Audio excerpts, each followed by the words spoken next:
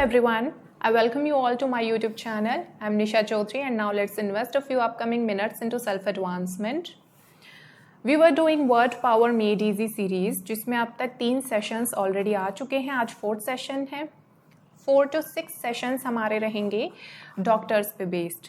तो चलिए 4th session की हम स्टार्टिंग करते हैं. फर्स्ट वर्ड है एन इंटर्निस्ट, जिसको चिकित्सक कह देते हैं हम हिंदी में.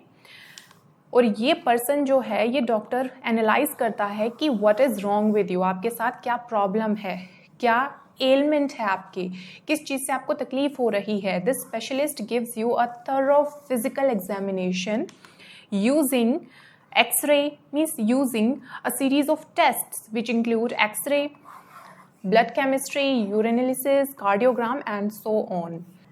ये डॉक्टर आइडेंटिफाई करता है कि आपको क्या डिसीज़ है और उसको ट्रीट करता है. But here is a catch, ये डॉक्टर जो है वो सर्जरी नहीं करता. Surgery means cutting into the body. ये डॉक्टर सर्जरी नहीं परफॉर्म कर सकता. और ध्यान रखना, इंटर्निस्ट और इंटर्न ये दोनों 2 डिफरेंट टर्म्स हैं. इंटर्न वो फिजिशियन होता है जिसने अभी अभी अपना मेडिकल स्कूल कंप्लीट किया है, लेकिन अभी भी वो ट्रेनिंग पीरियड पे चल रहा है. नेक्स्ट वर्ड है हमारा गायनेकोलॉजिस्ट, यानी कि स्त्री रोग विशेषज्ञ. और ये जो स्पेशलिस्ट होता है या होती है वो ट्रीट करते हैं फीमेल रिप्रोडक्टिव ऑर्गन्स को और सेक्सुअल ऑर्गन्स को. For example, if you are having irregular periods you must consult a gynaecologist to find out whether you have PCOS or not. तो इस तरह के जो इश्यूज रहते हैं वो एक गायनेकोलॉजिस्ट से ही ट्रीट हो सकते हैं. नेक्स्ट वर्ड है हमारे पास ऑब्स्टेट्रिशियन. अगर बेबी रिलेटेड यानी कि प्रेगनेंसी और डिलीवरी रिलेटेड कोई भी इश्यूज हैं तो इस डॉक्टर के पास जाना चाहिए. ऑब्स्टेट्रिशियन यानी कि इसको हिंदी में हम कहते हैं प्रसूति विज्ञानी या फिर दाई, जिसको हम आम भाषा में कहते हैं. This specialist delivers babies and takes care of mother during and immediately after the period of her pregnancy. For example, the early involvement of an obstetrician is important to evaluate both maternal and fetal well-being. यानी कि माँ और बच्चे दोनों की wellbeing के लिए important है कि किसी ऑब्स्टेट्रिशियन से सलाह ली जाए पहले से ही. कोई ऑब्स्टेट्रिशियन पहले से ही इवेल्युएशन स्टार्ट कर दे. अब देखिए, आपको हो सकता है कंफ्यूजन हो जाए गायनेकोलॉजिस्ट और ऑब्स्टेट्रिशियन के बीच में. तो इसमें भी डिफरेंस होता है. ये दोनों एक पर्सन भी हो सकते हैं, लेकिन ये जो दोनों प्रोफेशन है ये डिफरेंट होते हैं.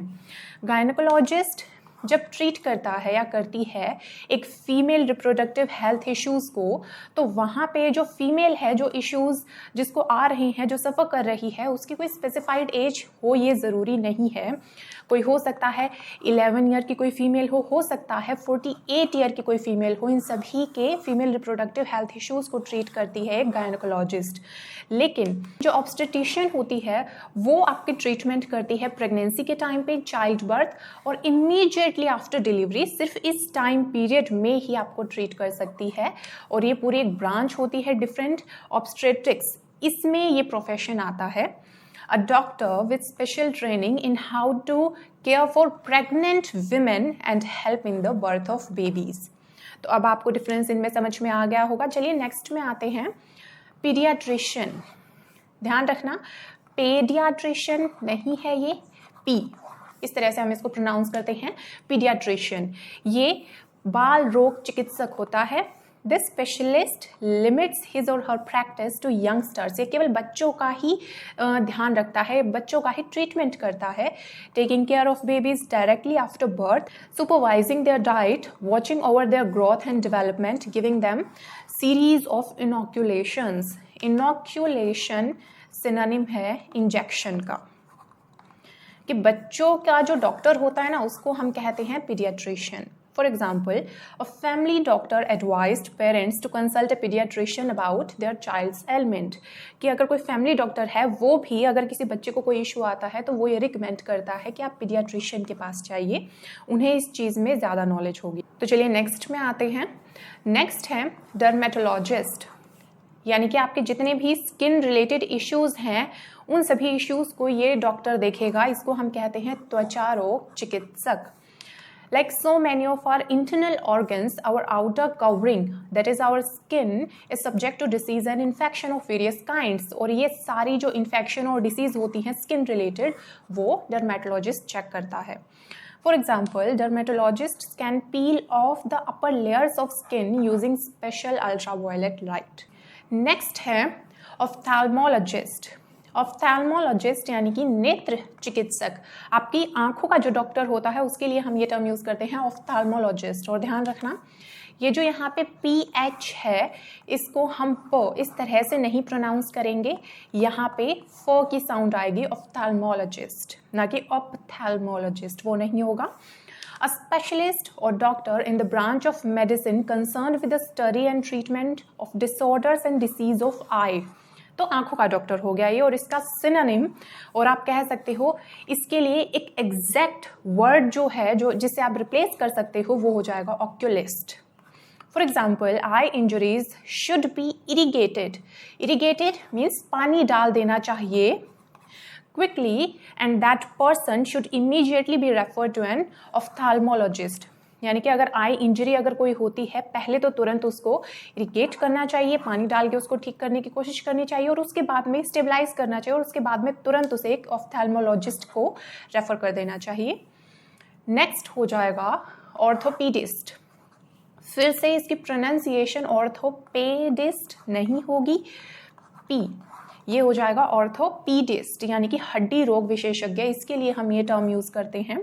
So this specialist deals with the skeletal structure of your body, treating bone fractures, slip disc, curvature of your spine, रीढ़ की हड्डी जो होती है उसका curvature को देखता है ये, dislocation of the hip etc. ये सारी तरह की जो डिस्फॉर्मिटीज होती हैं इन सभी को करेक्ट करता है एक ऑर्थोपेडिस्ट.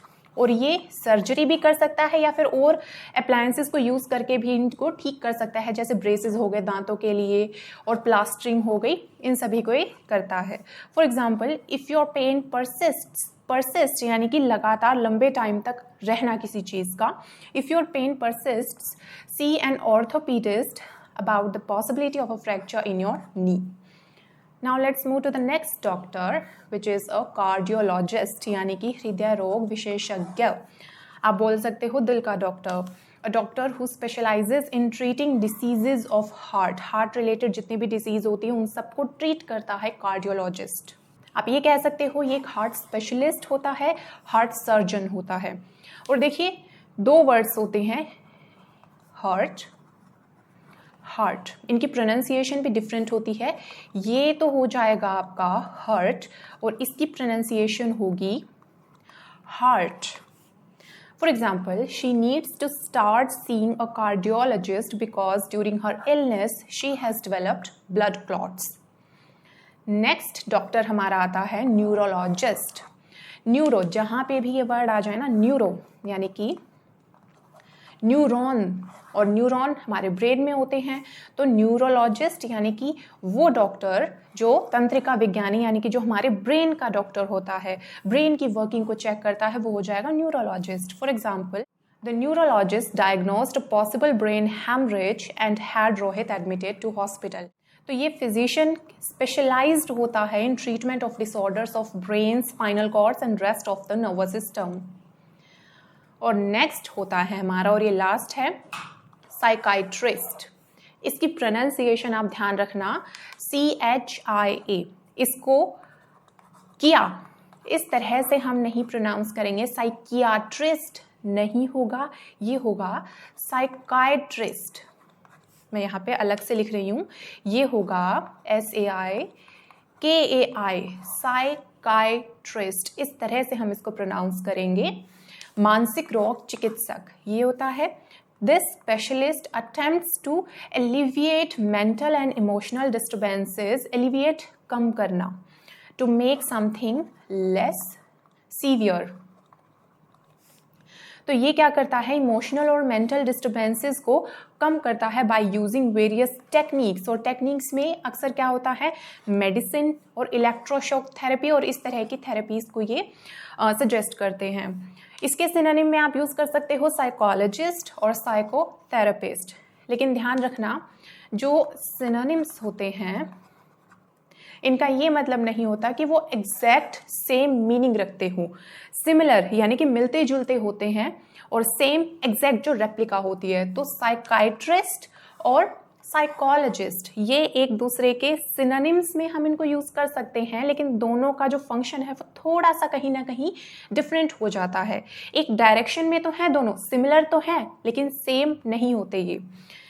इनमें डिफरेंस क्या होते हैं वो देख लेते हैं। देखिए, साइकाइट्रिस्ट तो इसमें एक वर्ड आता है, एक रूट बनता है यहाँ पे इएट्री। इएट्री का मीनिंग हो जाता है मेडिकल ट्रीटमेंट, लेकिन साइकोलॉजिस्ट के केस में ऑलॉजी यानी कि लॉजिया ये रूट होता है। लॉजिया means study, to study something in detail. तो इन दोनों में कहीं ना कहीं थोड़ा सा डिफरेंस आ जाता है। इनमें डिफरेंस ये रहता है कि जो साइकाइट्रिस्ट होता है ये एक मेडिकल डॉक्टर होता है और ये कोई भी मेडिसिन को प्रेस्क्राइब कर सकता है, लेकिन साइकोलॉजिस्ट जो होता है इसके पास साइकोलॉजी में डॉक्टरेट होती है और ये कोई मेडिकेशन प्रेस्क्राइब नहीं कर सकता। ये कुछ एक डिफरेंसेस होते हैं दोनों में। तो ये था हमारा आज का सेशन, और ये हो गई आपकी एक्सरसाइज जिसको आपको प्रैक्टिस करना है, और इन सभी के आंसर्स आपको मिल जाएंगे पीडीएफ में, और पीडीएफ आपको मिल जाएगी यहाँ पे इस टेलीग्राम चैनल पे। So guys, thanks for listening and just keep practising.